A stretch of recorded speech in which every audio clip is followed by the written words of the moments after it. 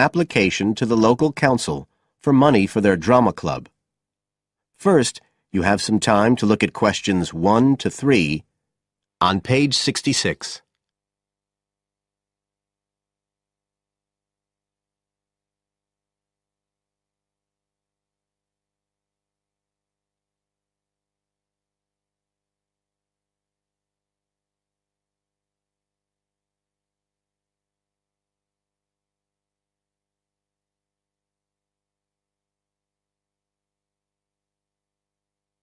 You will see that there is an example which has been done for you. On this occasion only, the conversation relating to this will be played first.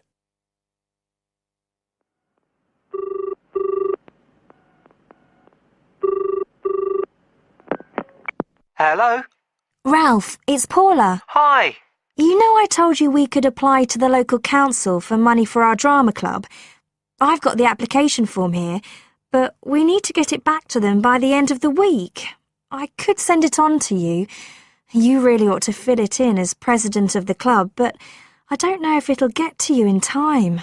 Well, you're the secretary, so I expect it's okay if you fill it in. Yeah, but I'd really like to check it together. Right, that's fine. Like, the first part asks for the main contact person. Can I put you there? Sure. Right, so that's Ralph Pearson. The man's name is Ralph Pearson, so Ralph Pearson has been written in the space. Now we shall begin. You should answer the questions as you listen, because you will not hear the recording a second time.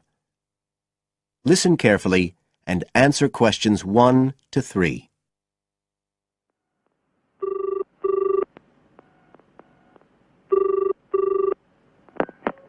Hello? Ralph, it's Paula. Hi. You know I told you we could apply to the local council for money for our drama club. I've got the application form here, but we need to get it back to them by the end of the week. I could send it on to you. You really ought to fill it in as president of the club, but I don't know if it'll get to you in time. Well, you're the secretary, so I expect it's okay if you fill it in. Yeah, but I'd really like to check it together. Right, that's fine. Like, the first part asks for the main contact person. Can I put you there? Sure. Right, so that's Ralph Pearson. Oh, and then I need your contact address. So that's 203 South Road, isn't it? No, 2:30. Oh, sorry, I always get that wrong. Then it's Drayton. Oh, do you think they need a postcode? Better put it, it's DR6 8AB. Okay. Telephone number. That's 01453 586 098, isn't it? Yes. Right. Now, in the next part of the form, I have to give information about our group. So, name of group, that's easy. We're the Community Youth Theatre Group. But then I have to describe it. So, what sort of information do you think they want? Well, they need to know we're amateurs, not professional actors. And how many members we've got. What's that at present, 20? 18. And should we put in the age range? That's 13 to 22. No, I don't think we need to. But we'd better put a bit about what we actually do. Something like members take part in drama activities. Activities and workshops? Okay. Right. That's all for that section, I think. You now have some time to look at questions 4 to 10 on page 66.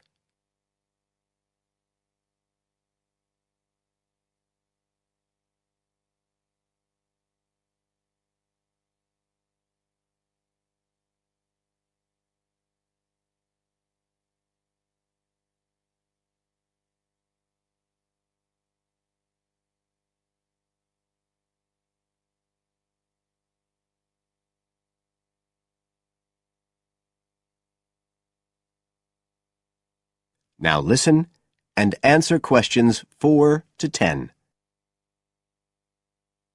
Now, the next bit is about the project itself, what we're applying for funding for. So, first of all, they need to know how much money we want. The maximum's £500. I think we agreed we'd ask for 250, didn't we? OK. There's no point in asking for too much. We'll have less chance of getting it. Then we need to say what the project, the activity is. Right. So we could write something like, to produce a short play for young children. Should we say it's interactive? Yes, good idea. Right, I've got that. Then we have to say what we actually need the money for. Isn't that it? No, we have to give a breakdown of details, I think. Well, there's the scenery. But we're making that. We need to buy the materials, though. Oh, OK. Then there's the costumes. Right. That's going to be at least £50. OK. And what else? Oh, I just found out we have to have insurance. I don't think it'll cost much, but we need to get it organised. Yes, I'd forgotten about that. And we could be breaking the law if we don't have it. Good thing we've already got curtains in the hall. At least we don't have to worry about that. We'll need some money for publicity. Otherwise, no one will know what we're doing. And then a bit of money for unexpected things that come up. Just put sundries at the end of the list. OK, fine. Now, the next thing they want to know is if they give us the grant, how they'll be credited. What do they mean, credited? I think they mean how we'll let the public know that they funded us. They want people to know they've supported us. It looks good for them. Well, we could say we'd announce it at the end of the play. We could make a speech or something. They might prefer to see something in writing. We'll be giving the audience a programme, won't we? So we could put an acknowledgement in that? Yeah, that's a better idea. OK, and the last thing they want to know is if we've approached any other organisations for funding and what the outcome was. Well, only National Youth Services. And they said that at present funds were not available for arts projects. Right, I'll put that. And then I think that's it. I'll get that in the post straight away. I really hope we get the money. I think we've got a pretty good chance. Hope so anyway. Thanks for doing all this, Paula. That's OK. See you soon. Bye. Bye.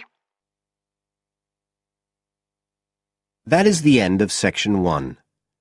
You now have half a minute to check your answers.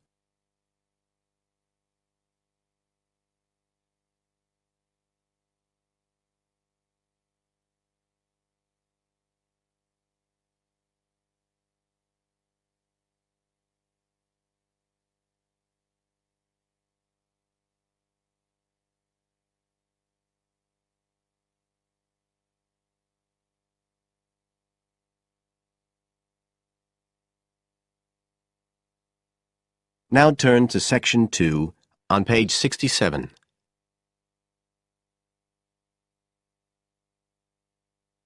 Section 2. You will hear Joanne describing her home city of Darwin in Australia to a man called Rob, who hopes to go there. First, you have some time to look at questions 11 to 15 on page 67.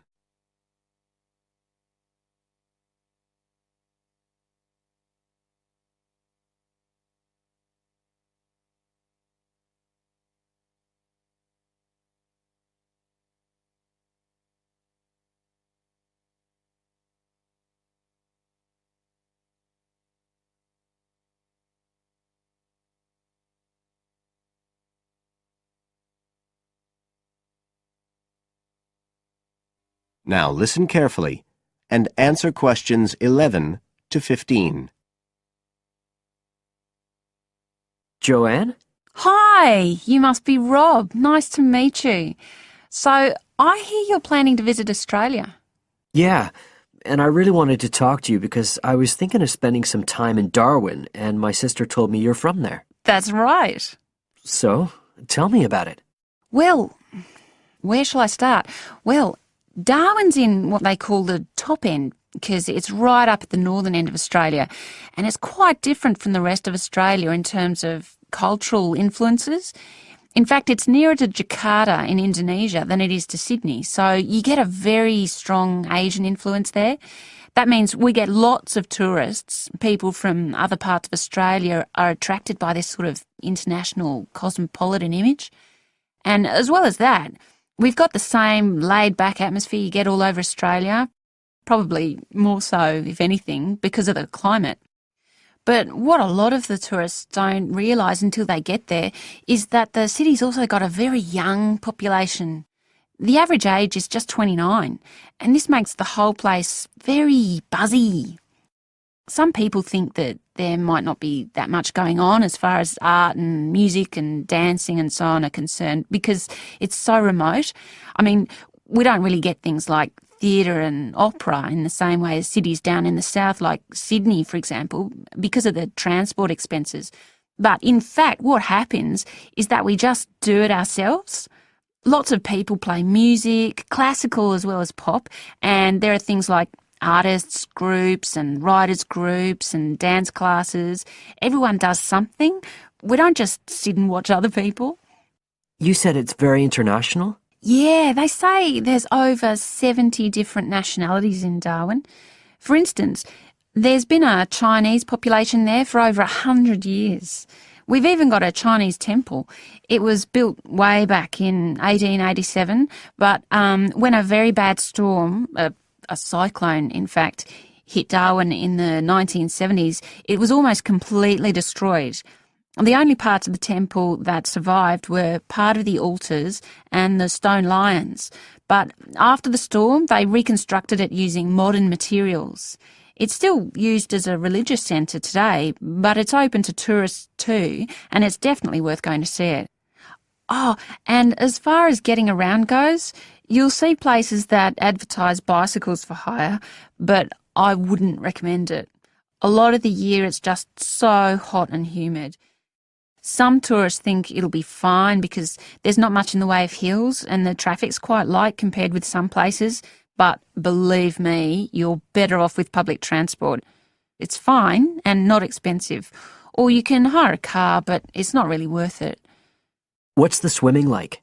Well, there are some good beaches, but the trouble is that there's this nasty creature called the box jellyfish, and if it stings you, you're in bad trouble. So you have to be very careful most of the year, especially in the winter months.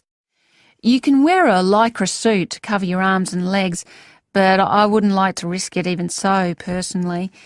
And there are the saltwater crocodiles too.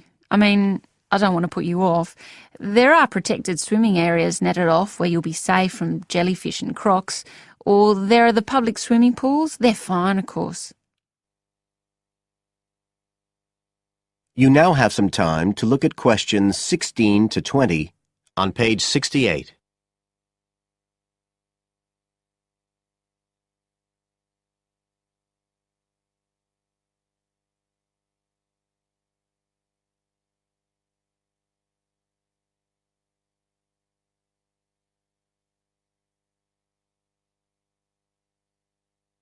Now listen and answer questions 16 to 20.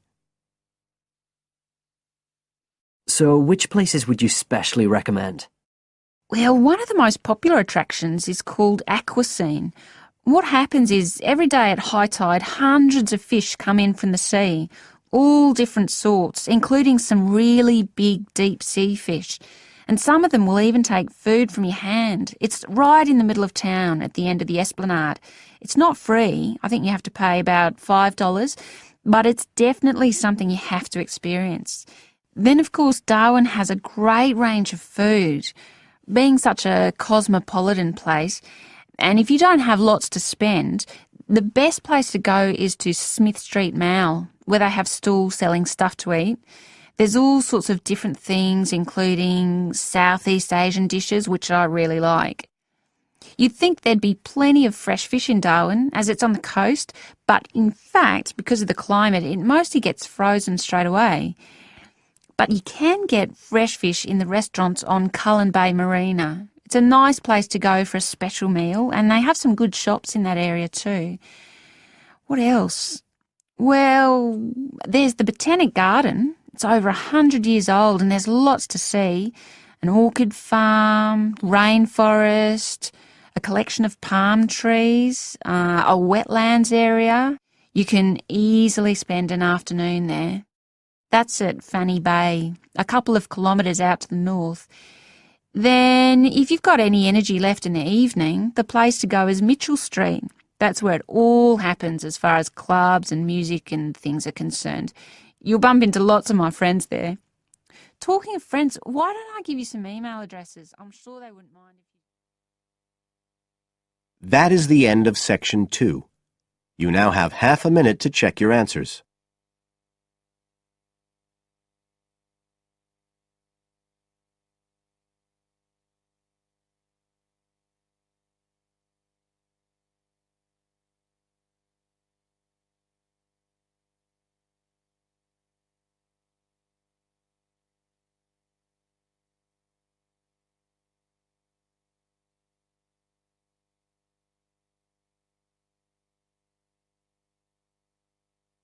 Now turn to section 3 on page 69.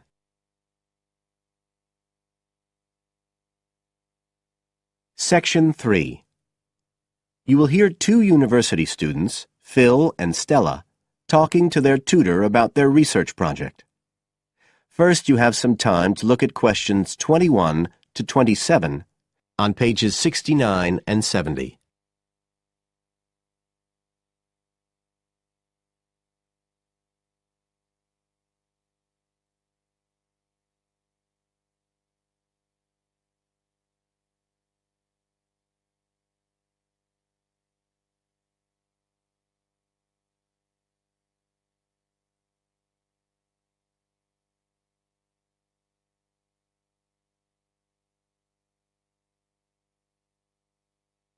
Now listen carefully and answer questions 21 to 27.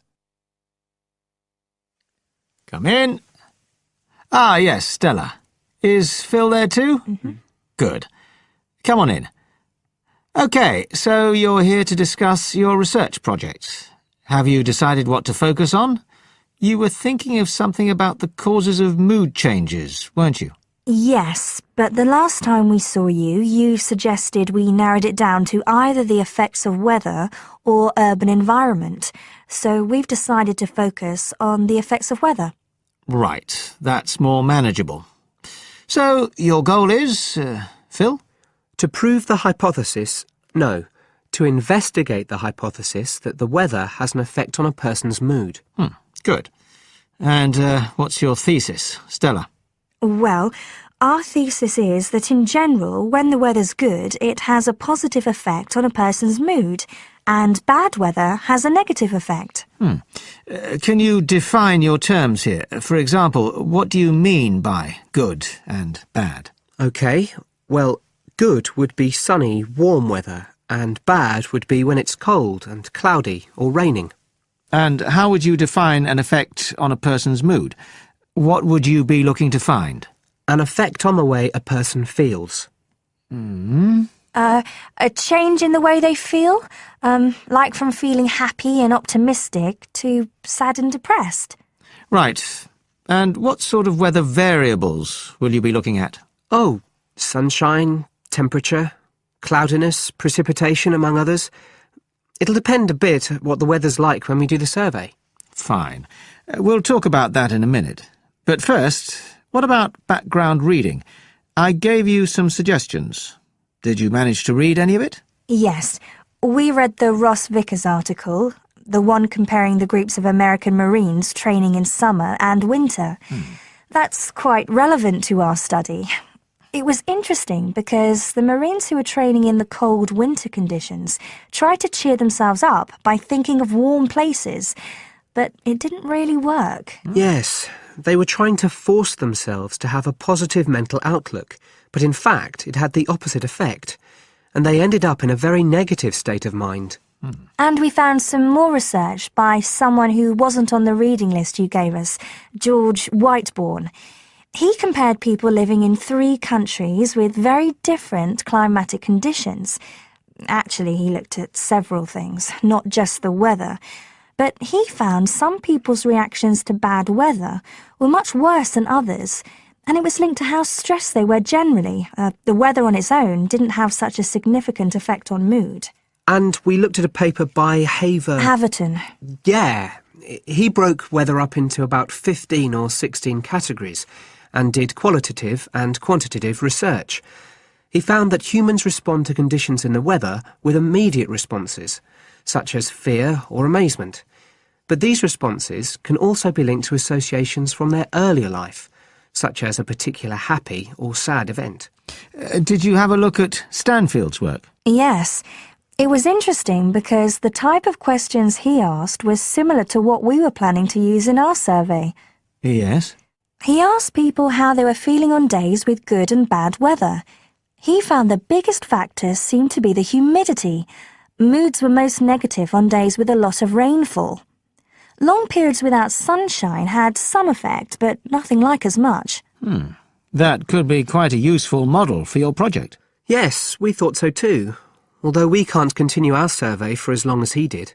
He did his over a 6-month period. You now have some time to look at questions 28 to 30 on page 70.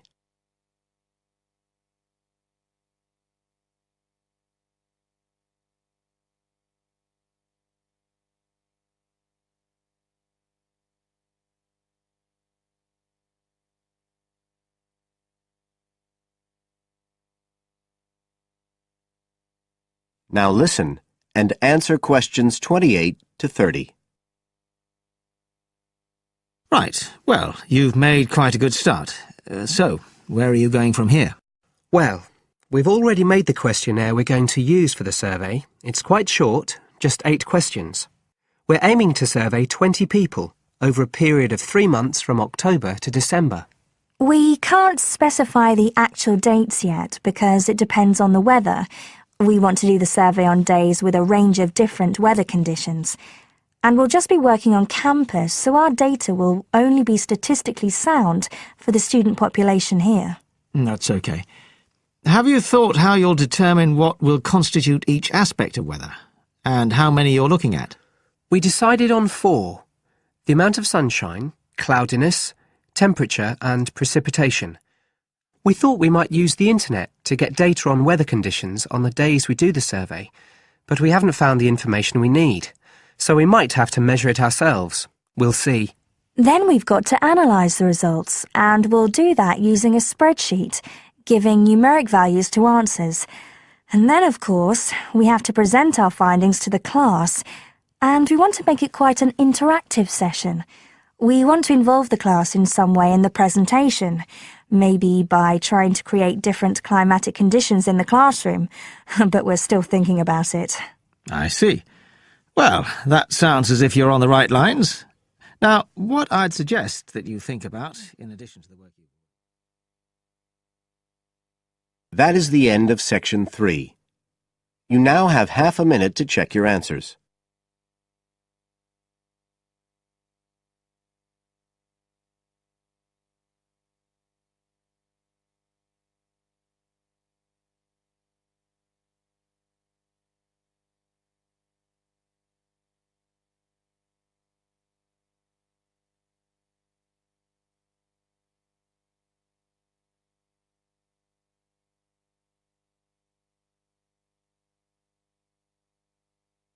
Now turn to section 4 on page 71.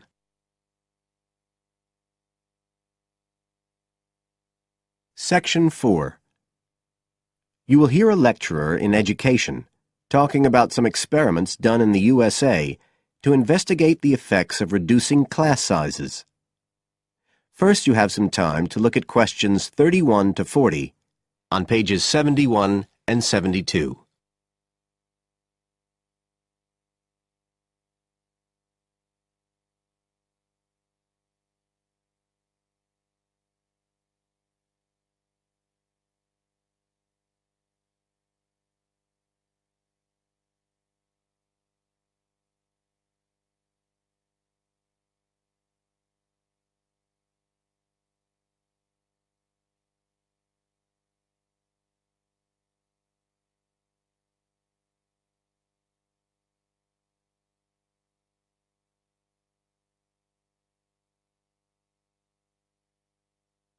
Now listen carefully and answer questions 31 to 40.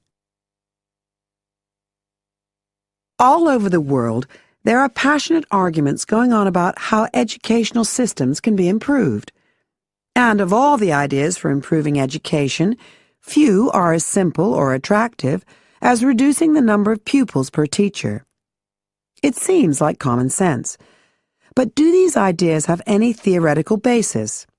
Today, I want to look at the situation in the USA and at some of the research that has been done here in America on the effects of reducing class sizes. In the last couple of decades or so, there has been considerable concern in the United States over educational standards here, following revelations that the country's secondary school students perform poorly relative to many Asian and European students. In addition, statistics have shown that students in the nation's lower income schools in the urban areas have achievement levels far below those of middle-class and upper-middle-class schools. So would reducing class sizes solve these problems? Well, we have to remember that it does have one obvious drawback. It's expensive. It requires more teachers and possibly more classrooms, equipment, and so on. On the other hand, if smaller classes really do work, the eventual economic benefits could be huge. Better education would mean that workers did their jobs more efficiently, saving the country millions of dollars. It would also mean that people were better informed about their health, bringing savings in things like medical costs and days off sick. So what reliable information do we have about the effects of reducing class sizes? There's plenty of anecdotal evidence about the effect on students' behavior, but what reliable evidence do we have for this?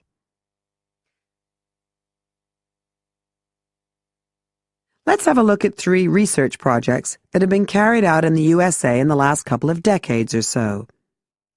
The first study I'm going to look at took place in the state of Tennessee in the late 1980s. It involved some 70 schools. In its first year, about 6,400 students were involved, and by the end of the study, 4 years later, the total number involved had grown to 12,000.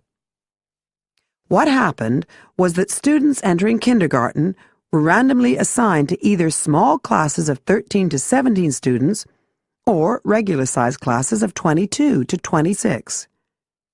The students remained in whatever category they had been assigned to through the 3rd grade. And then, after that, they joined a regular classroom. After the study ended in 1989, researchers conducted dozens of analyses of the data. Researchers agree that there was significant benefit for students in attending smaller classes, and it also appears that the beneficial effect was stronger for minority students. However, there's no agreement on the implications of this.